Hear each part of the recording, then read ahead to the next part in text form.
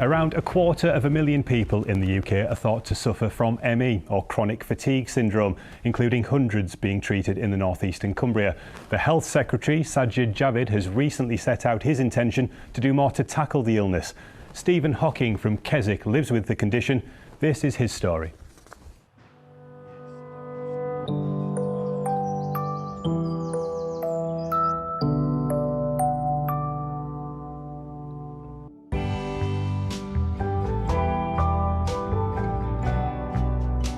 "15 months ago, I was working full-time for the NHS as a radiographer. My spare time was filled with as much cycling and fell walking as I could squeeze in. I was a happy and healthy husband and father with a bright future and lots to look forward to. My life, however, changed overnight when I had an adverse reaction to the COVID-19 vaccine. I can now barely remember what it was like to be that person.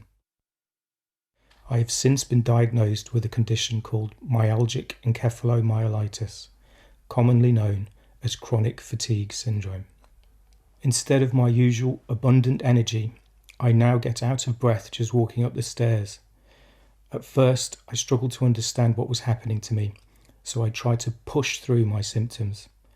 This made me worse, much worse.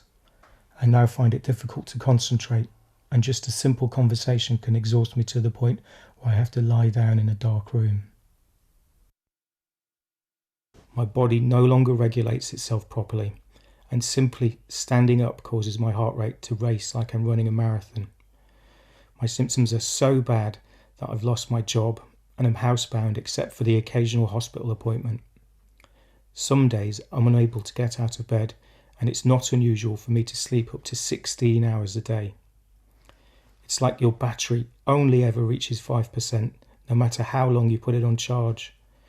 ME is much more than being tired. It feels like a struggle just to exist some days.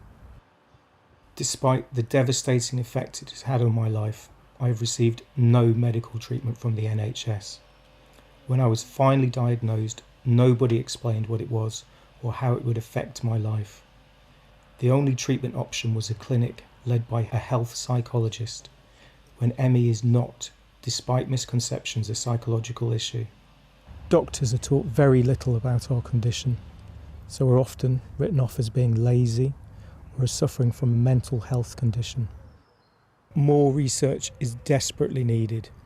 It's time the medical system tackled this devastating disease. Well, in a statement, the North Cumbria Integrated Care Trust tells us it will be happy to meet Stephen to discuss further treatment options. It says it will always listen to patient feedback and strive to improve patient experience. And you can see more on this story on Politics North at 10 a.m. this Sunday.